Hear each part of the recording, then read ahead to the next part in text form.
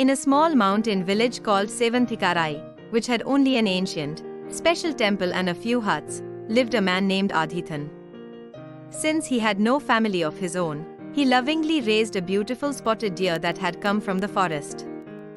That spotted deer used to accompany Adhithan whenever he went to work or traveled to other places. Even when he was at home, it would sit in front of the hut. It had been staying safely by his side. Thus, Adhithan lovingly raised the spotted deer. One day, a nobleman came to the temple in the mountain village of Sevantikarai. After meeting the sage and receiving his blessings, all the villagers spoke among themselves in this manner as they returned home. As they walked home, they talked among themselves, saying, "That sage is said to know many powerful and special mantras."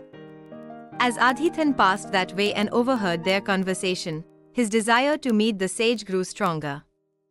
With the desire to meet the sage and learn a powerful mantra, he told his spotted deer to stay in front of the house, then went to the temple, met the sage, bowed to him, and asked, "Please teach me a powerful mantra." Because he asked with persistent desire, the sage could not refuse. "I will teach you this mantra. Whatever you think in your mind while chanting this mantra will come true. Therefore, you must think carefully before chanting this mantra," he said, and then taught him the mantra before sending him off. Filled with the joy of having learned the spell from the sage, Adhithan returned home. As soon as he looked at the front of the house, he froze in shock. Upon realizing that the spotted deer he had left there was missing, he assumed someone had stolen it and became very angry. Later, no matter how much he searched, the spotted deer could not be found. Angry, Adhithan decided, "I must somehow find the person who stole my spotted deer and punish him." Filled with anger, he forgot that sage had told him to recite the spell with Nidhat, and thought, "We alone know the spell that makes whatever we think in our minds happen."